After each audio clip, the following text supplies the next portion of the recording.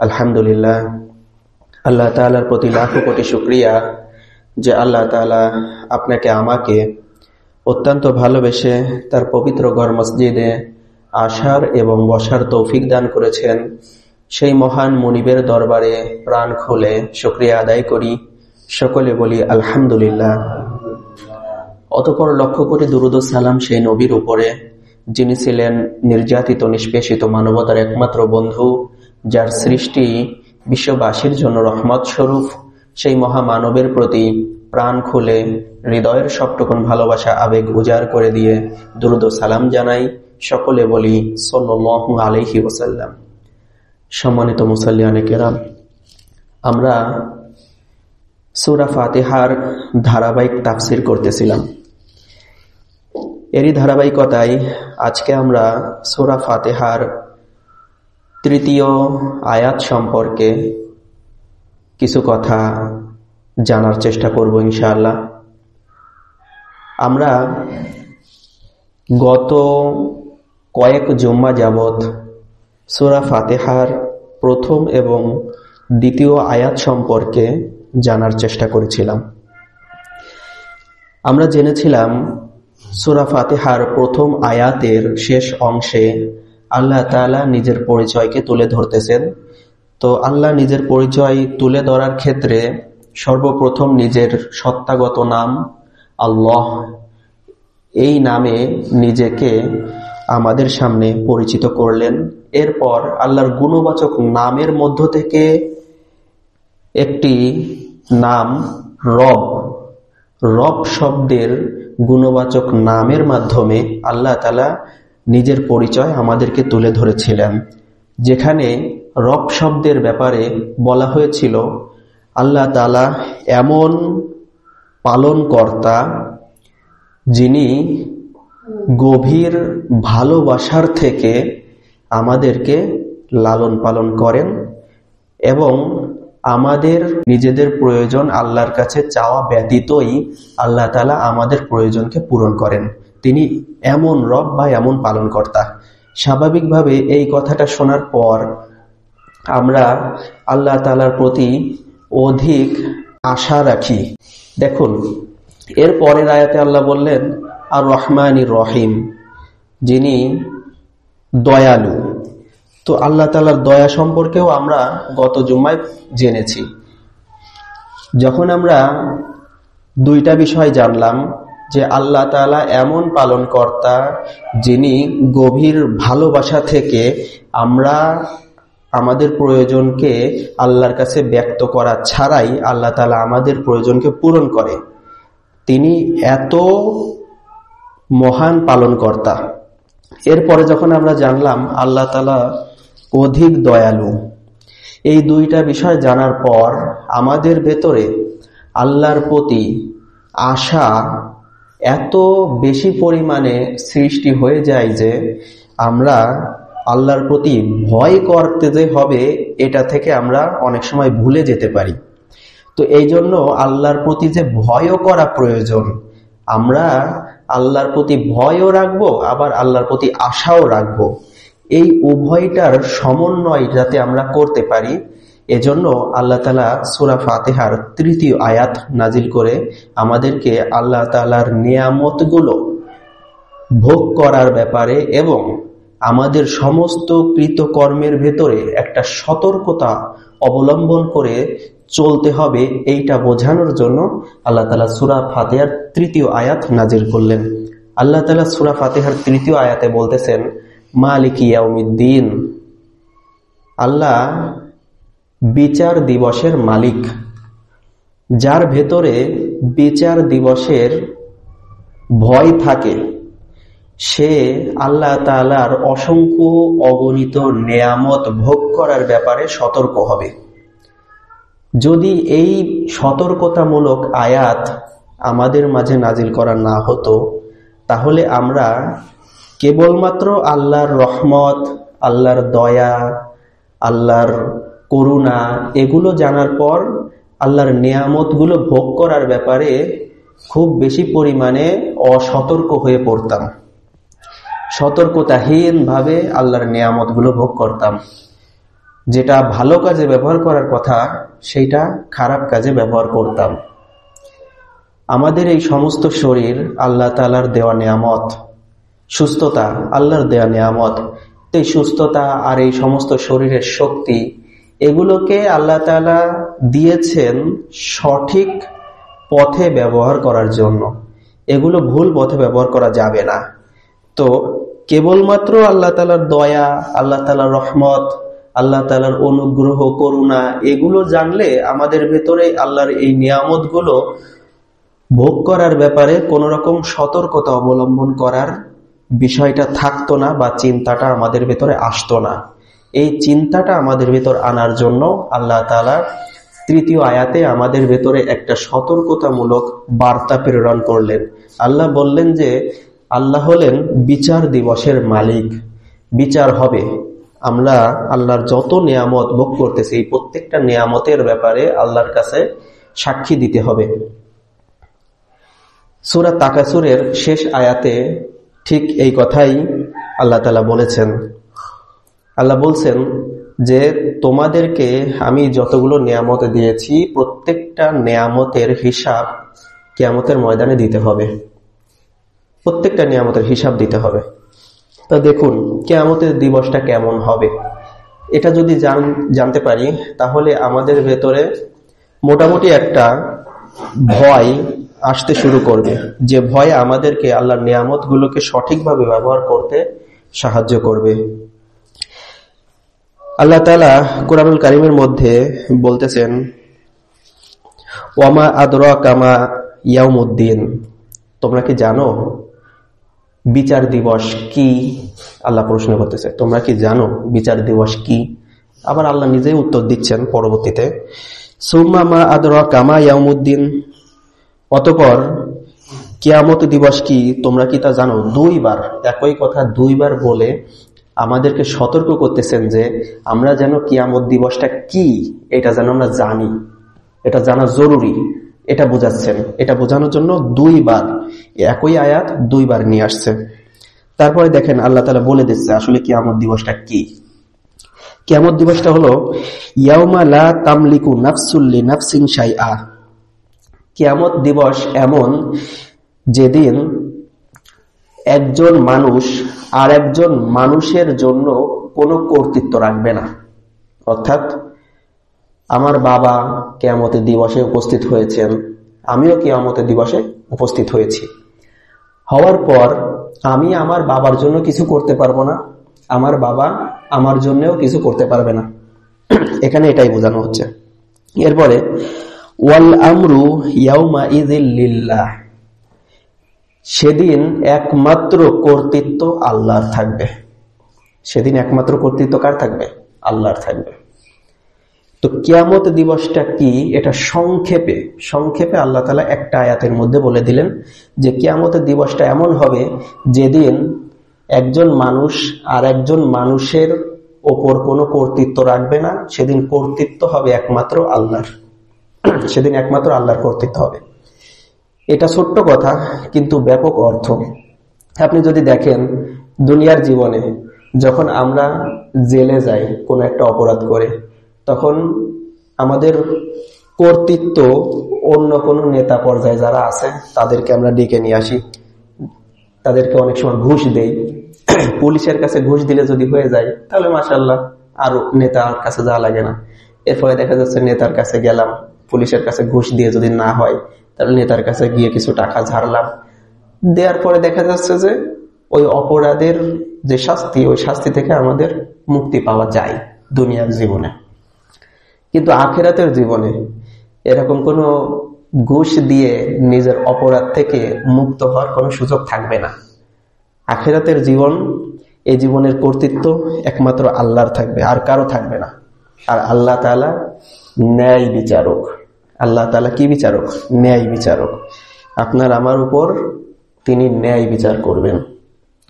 তো ন্যায় বিচার করার ক্ষেত্রে আবার লক্ষণীয় বিষয় হলো আল্লাহ তাআলার কাছে আমরা কখনো ন্যায় বিচার এটা চাইবো না। তার কারণ আল্লাহ তাআলা যখন বিচার করা শুরু করবে তখন আসলে আমাদের পার পাওয়ার কোনো সুযোগ থাকবে না, কোনো সুযোগ থাকবে না।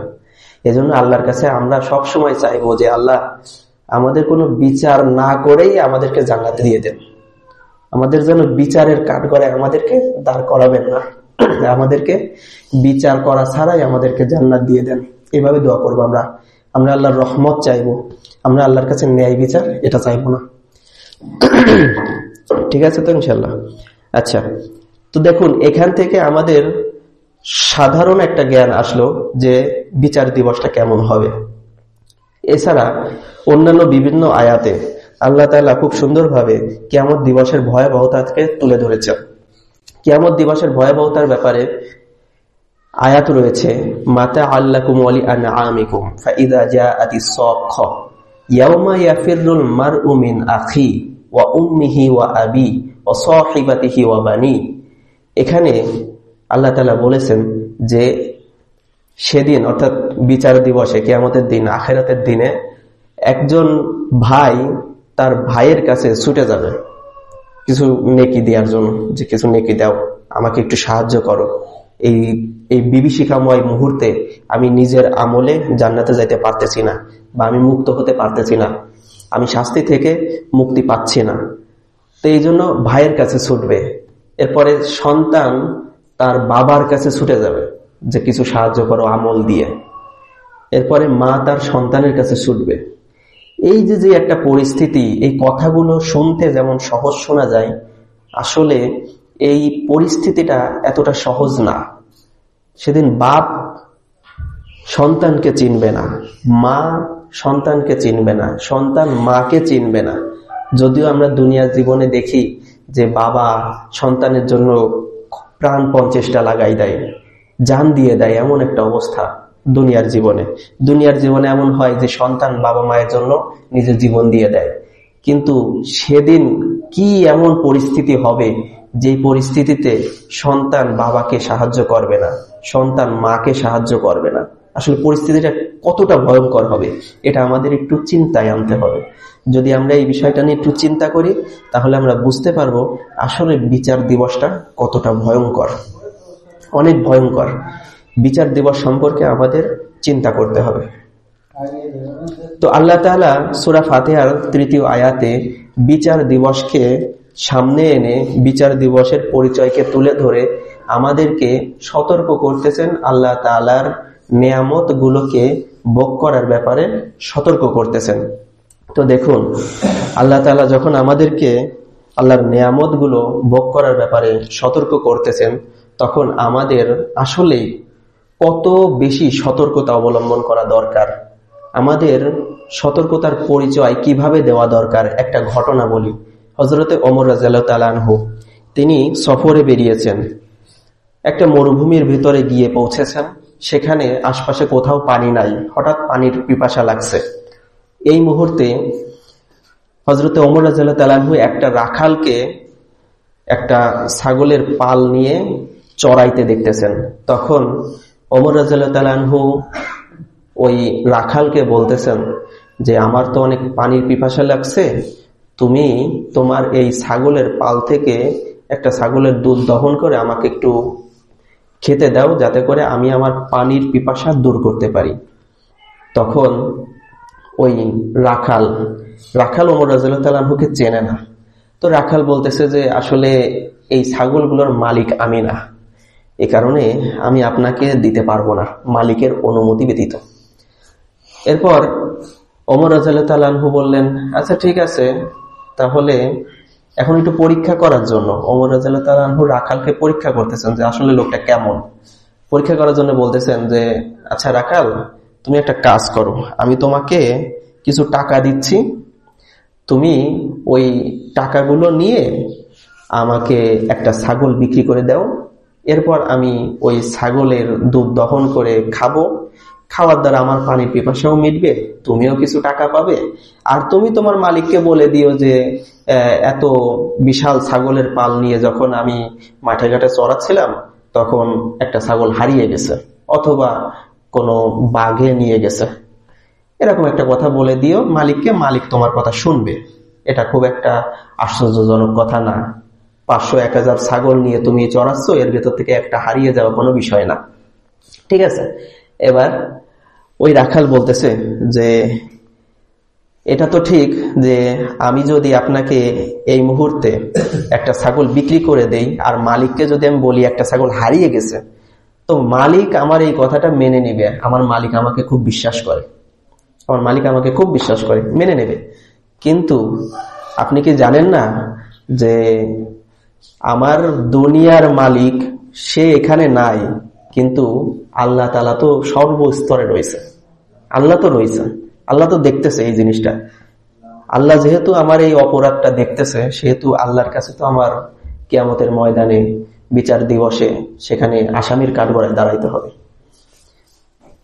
এই ঘটনায় আমরা একটু চিন্তা করি যে আসলে মালিক ইয়াউমিদ্দিন, আল্লাহ যে বিচার দিবসের মালিক, এই যে বিচার দিবসের চেতনা আমাদের ভেতরে যখন আসবে, তখন আসলে আমাদের জীবনটা কেমন হবে, আমাদের জীবন চলার গতিটা কেমন হবে।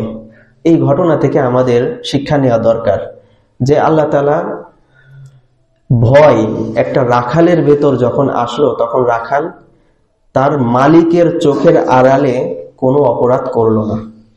এরকম অপরাধ আমাদের জীবনে অহরহ ঘটতেছে যে আমি এমন একজন মানুষের ক্ষতি করতেছি যে মানুষটা আমাদের চোখের সামনে নাই। এরকম অপরাধ আমরা করি না? আমরা কিন্তু করি। কিন্তু আমরা এই ধরনের অপরাধ থেকে তখনই বেঁচে থাকতে পারবো যখন এই যে সূরা ফাতিহার মালিক ইয়াউমিদ্দিন, আল্লাহ বিচার দিবসের মালিক, এই বুঝটা আমাদের ভেতরে যখন ঢুকবে, তখন আমরা কখনো চোখের আড়ালেও অন্যায় করব না।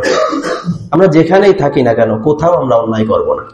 আমাদের অন্যায় মুক্ত একটা জীবন, অপরাধ মুক্ত একটা জীবন আমরা গড়তে পারবো একমাত্র মালিক ইয়াউমিদ্দিন, আল্লাহ বিচার দিবসের মালিক, এই কথাটা আমাদের ভিতরে যখন ঢুকে যাবে, তখনই আমরা এরকম একটা জীবন অতিবাহিত করতে পারবো। অন্যথায় আমাদের জন্য অপরাধ মুক্ত একটা জীবন, সুন্দর সুশৃঙ্খল একটা সমাজ গঠন করা কোনোদিনও সম্ভব হবে না, কোনোদিনও সম্ভব হবে না। এজন্য আমরা চেষ্টা করব যে বিচার দিবসের চেতনাকে নিজেদের ভিতরে জাগ্রত করা। একজন মানুষের ভেতরে বিচার দিবসের চেতনা কত বেশি পরিমাণে থাকলে দুনিয়ার জীবনের কোনো একটা বিচার ব্যবস্থা দেখে আখিরাতের চিন্তা আসে, এর একটা দৃষ্টান্ত আমি আপনাদেরকে এখন তুলে ধরতেছি। রাসূল সাল্লাল্লাহু আলাইহি ওয়াসাল্লাম হঠাৎ দেখলেন যে আবু মুসা গদারি রাদিয়াল্লাহু তাআলা আনহু তার গোলামকে বকাবকি করতেছে। রাসূল দূর থেকে দেখতেছে যে আবু মুসা গদারি রাদিয়াল্লাহু তাআলা আনহু তিনি তার যেই গোলাম, তার গোলামকে বকাবকি করতেছে যে কোনো ভুলের কারণে বা যে কোনো অপরাধের কারণে। তখন রাসূল সাল্লাল্লাহু আলাইহি ওয়াসাল্লাম দূর থেকে ডাক দিচ্ছে, ইয়া আবা মাসুদ, ইয়া আবা মাসুদ, হে আবু মাসুদ, এভাবে করে ডাক দিচ্ছে। ডাক দেওয়ার পর আবু মাসুদ গদারি রাদিয়াল্লাহু তাআলা আনহু তিনি পিছন দিকে তাকিয়ে দেখে যে রাসূল সাল্লাল্লাহু আলাইহি ওয়াসাল্লাম তাকে ডাকতেছে। তখন তিনি রাসূলের কাছে আসলেন। এরপরে রাসূল আবু মুসা গদারি রাদিয়াল্লাহু তাআলা আনহুকে বলতেছেন যে হে আবু মুসা, তুমি কি তোমার গোলামকে বকাবকি করতেছো? তখন আবু মুসা গদারি রাদিয়াল্লাহু তাআলা তিনি বলতেছেন, হ্যাঁ, আমি একটু বকাবকি করতেছিলাম। তখন আল্লাহ রাসূল সাল্লাল্লাহু আলাইহি ওয়াসাল্লাম বলতেছেন যে তুমি আজ তোমার গোলামকে বকাবকি করতেছো যে কোনো অপরাধের কারণে, হয়তোবা সে কোনো একটা অপরাধ করছে, কিন্তু তুমি সে অপরাধের শাস্তি দেওয়ার ক্ষেত্রে তাকে কোন রকম দয়া দেখাচ্ছ না। তো তুমি এই কথা জেনে রাখো বা এই কথা মনে রেখো যে তুমিও কিন্তু তোমার মালিকের কাছে, আল্লাহর দিকে ইশারা করতেছে, তোমার মালিকের কাছে অন্যায় করো, তুমিও এমন অনেক অন্যায় করো তোমার মালিকের কাছে, আর তোমারও কিন্তু বিচার দিবস আছে, তোমারও কিন্তু তোমার অপরাধের শাস্তি ওই বিচার দিবসের কাঠগড়ায় দাঁড়াইতে হবে। তো দেখুন, আমরা তো জানি যে রাসূল সাল্লাল্লাহু আলাইহি ওয়াসাল্লাম আমাদের একজন আদর্শ মহামানব, আমাদের নবী, রাসূলকে অনুসরণ আমাদের করতে হবে। সুতরাং যার অনুসরণ আমাদের করা হয় তার ভেতরে অধিক পরিমাণে সর্ব বিষয়ের আমল ফুটে উঠবে, এটাই স্বাভাবিক। তো এই যে মালিক ইয়াউমিদ্দিন, আল্লাহ বিচার দিবসের মালিক, বিচার দিবসের চেতনা তো সব থেকে বেশি রাসূলের ভিতরে ছিল।